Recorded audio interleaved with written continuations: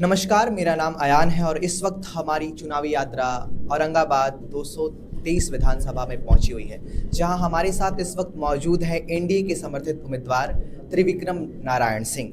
खास बातचीत उनसे करेंगे किस तरीके से वो विधानसभा में अपने विजन को लेकर के जन जन तक जा रहे हैं। पहले तो स्वागत है सर। नमस्कार, आपका भी बहुत बहुत स्वागत, अभिनंदन, और आपके सारे व्यूअर्स का दिवाली की बहुत बहुत शुभकामनाएं। माँ लक्ष्मी आपकी सारी मनोकामना को पूर्ण करे, यही मेरी कामना है। सर, कल आपने नॉमिनेशन दाखिल किया है सर, और आज आप लगातार फील्ड में भी देखे जा रहे हैं, सक्रिय नज़र आ रहे हैं। क्या लगता है पार्टी ने जिस तरीके से आपके साथ विश्वास जताया, चूँकि जो सीट शेयरिंग का मामला था बहुत पेचीदा रहा, बहुत फंसता रहा, बहुत जद्दोजहद हुए, लेकिन अब जब पार्टी ने आपके साथ विश्वास जताया, औरंगाबाद से आप निर्वाचन क्षेत्र से आप मैदान में हैं, तो क्या लगता है जन समर्थन कितना त्रिविक्रम नारायण सिंह को मिल रहा है? सबसे पहले तो अपनी पार्टी और अपनी जनता, अपनी अभिभावक का मैं धन्यवाद देना चाहूँगा कि आपने इस लायक इस छोटे कार्यकर्ता को बनाया कि वो एक विधानसभा क्षेत्र के प्रतिनिधित्व कर सके, सेवा कर सके। ये मेरे लिए बहुत बड़ी बात है। और कल जिस विश्वास, जिस आशीर्वाद की आप बात कर रहे हो, कल मुझे लगता है कि जो नॉमिनेशन का कार्यक्रम था, मुझे लगता है कि उसको आप लोगों ने भी कवर किया होगा। वो एक ऐतिहासिक कार्यक्रम था, और जिस तरह से हमारी जनता जनार्दन हमारे आए थे, मुझे आशीर्वाद देने के लिए मेरे अभिभावक आए थे, मेरा साथ देने के लिए मेरे युवा आए थे, मुझे आशीर्वाद देने के लिए मेरी माताएं बहनें आई थी, वो भावुक कर देने वाला था। कल मेरे ज़िंदगी का सबसे बड़ा दिन था, और मेरे जनता ने, मेरे जनता जनार्दन ने, जनता मालिक मैं कहूँ, उन सबों ने जो मुझे आशीर्वाद दिया वो मैं कभी भूल नहीं सकता हूँ। तो एक तो आबो हवा में दिख रही है कि किस तरह से लोगों का आशीर्वाद, लोगों का समर्थन मिल रहा है, और मुझे लगता है कि इस बार रिजल्ट भी अच्छा ही रहेगा, हम लोग के पक्ष में रहेगा, एनडीए के पक्ष में रहेगा। और जैसे जैसे हम लोग, सबसे पहले तो अपने नामांकन में आए हुए अपने सारे अभिभावकों का, सारे साथियों का मैं हाथ जोड़ के धन्यवाद देता हूं कि आपने अपना बहुमूल्य समय निकाल के अपने परिवार के इस छोटे सदस्य को आशीर्वाद देने के लिए, उसके जीवन के सबसे बड़े दिन में आप आए। बहुत बहुत धन्यवाद इसके लिए। कहा जाता है त्रिविक्रम जी कि बिहार में अगर सियासी रण जीतना है तो जातियों को साधना बहुत ज़्यादा ज़रूरी होता है। चूँकि आप एनडीए के समर्थित उम्मीदवार हैं, तो किस तरीके से जाति फैक्टर यहाँ पर देखा जाएगा, इस पर क्या? मैं इस पर नहीं जाऊँगा। मेरी जाति अलग है, मेरी जाति युवा है, मेरी जाति माताओं का सम्मान है, मेरी जाति किसानों का सम्मान है, मेरी जाति अभिभावकों का सम्मान है, उनकी चिंता करना है। तो मेरी जाति रोजगार है, मेरी जाति शिक्षा है, और मेरी जाति स्वास्थ्य है। ये मेरी जाति है, और इसको लेके मेरी जाति ऑफ चॉइस है ये, और मैं इसी पे काम करूँगा। और मेरे लिए चिंता का विषय, मेरे लिए संघर्ष का विषय, मेरे लिए काम करने का विषय सिर्फ और सिर्फ विकास होगा, और कुछ नहीं रहने वाला। युवाओं पर बात करें तो यहाँ पर 70.32% युवाओं को साक्षर हैं, चूँकि फिर भी इतनी लिटरेसी रेट हाई होने के बाद भी अगर इस क्षेत्र से युवा माइग्रेट करके किसी और भी जगह एम्प्लॉयमेंट के लिए जा रहे हैं, तो अनएम्प्लॉयमेंट को मिटाने के लिए त्रिविक्रम सिंह का क्या कुछ रहेगा अगर यहाँ से जीत के जाते हैं तो? फिर मेरा तो जो रहना है उसके साथ में जो केंद्र सरकार और बिहार सरकार जो काम कर रही है, जिस बजट का है सबसे बड़े आकार को हम लोगों ने देखा है। अभी आपने देखा कि किस तरह से, मुझे लगता है कि बिहार का आज तक का सबसे बड़ा बजट इस बार पेश हुआ, और उसके साथ में हमने देखा कि किस तरह से महिला उद्यमिता को बढ़ाया गया, जिस तरह से अलग अलग क्षेत्रों में अलग अलग प्रावधान करके बड़े बजट की घोषणा हुई, और उस पर काम भी शुरू हो गया। तो जब पैसा जन कल्याणकारी योजनाओं में लगता है तो उससे रोजगार बढ़ता ही बढ़ता है उसमें। साथ ही हमारे बगल गया में हमने देखा कि कैसे एक SEZ का, एक बड़े SEZ का निर्माण भी हो रहा है, तो उससे भी रोजगार, और उसका एक साइक्लिकल इफेक्ट, उसका एक प्रभाव हमारे औरंगाबाद में भी पड़ेगा।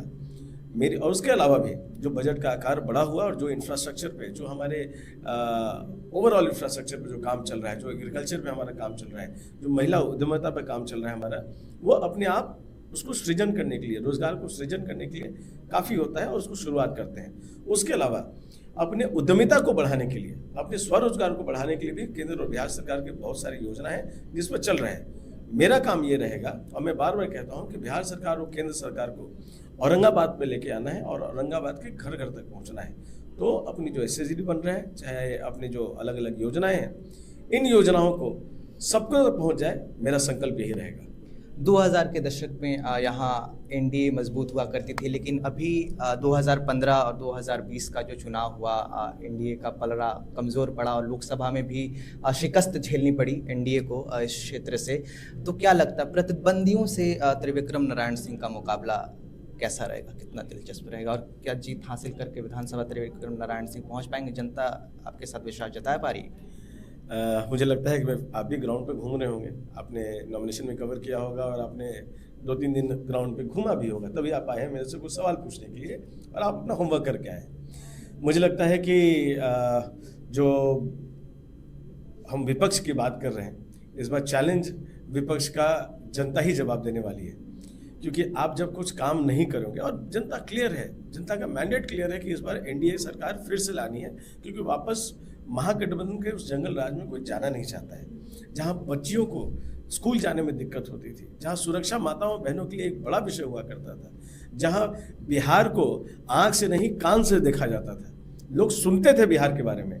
आज देश विदेश बिहार को आंख से देखता है, बजट के आकार को देखता है, बजट के बिहार के बढ़ते स्वरूप को देखता है, इंडस्ट्रियलाइजेशन को देखता है, और बिहार के मंत्री और बिहार के युवा जब विदेशों में जाके बिहार की बात करते हैं तो उसको देखता है बिहार। आज देश देखता है वहाँ पे और विदेश देखता है।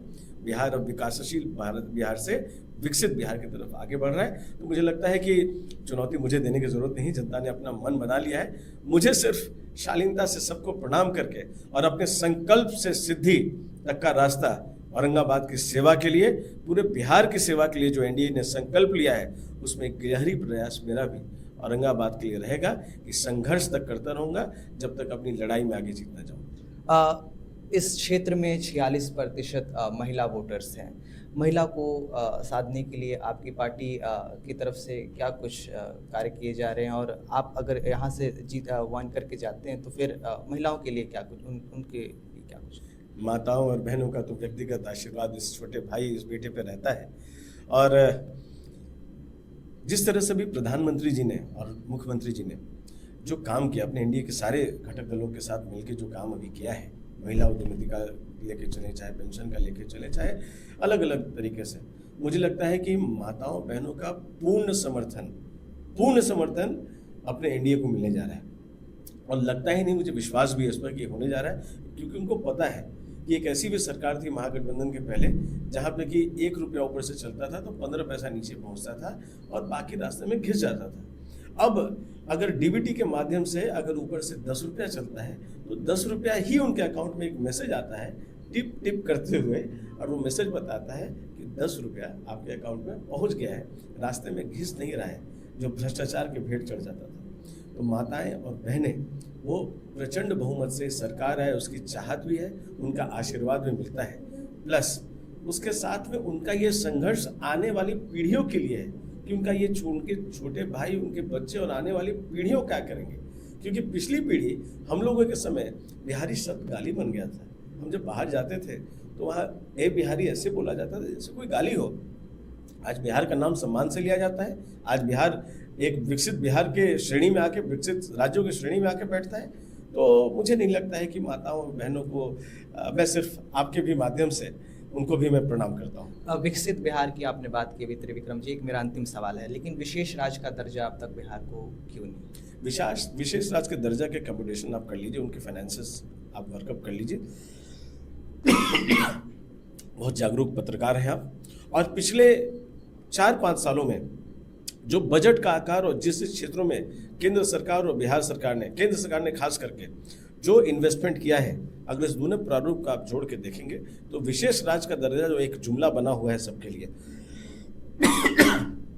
उनसे भी पूछ लेंगे कि विशेष राज्य का दर्जा से फायदा क्या होना था, वो शायद ही आपको बता पाए। वो सिर्फ कहना है विशेष राज्य का दर्जा, विशेष राज्य। सड़कें बन रही हैं, पुल बन रहे हैं, रोड बन रहे हैं, हर तरह का काम हो रहा है यहाँ पे, कहीं कोई परेशानी नहीं है। और जब हमारा विकास हो रहा है यहाँ पे, तो फिर ये सिर्फ विशेष राज्य का दर्जा, कोई पूछिए तो कि अंतर क्या हो रहा है। बिहार अगर विशेष राज्य के दर्जा के बिना बिहार का कुछ होना नहीं था तो इतने बड़े बजट का आकार आया कहाँ से? तो बिहार आगे बढ़ रहा है, किसी के बहलावे में नहीं रहना है। तो देखिए, इस वक्त मैंने बात किया 223 विधानसभा क्षेत्र निर्वाचन क्षेत्र से मैदान में उतरे त्रिविक्रम नारायण सिंह भी मेरे साथ थे। खास बातचीत हुई उनसे तमाम मुद्दों पर, बिहार के विकास के मुद्दों पर, महिला सशक्तिकरण, युवा रोजगार, ऐसे तमाम मुद्दों पर बहुत मुखरता से, प्रखरता से त्रिविक्रम नारायण सिंह ने मेरे सवालों का जवाब दिया है। बहरहाल मुझे दीजिए इजाज़त, फिर आपकी मुलाकात मुझसे होगी किसी और वीडियो के साथ। तब तक के लिए धन्यवाद।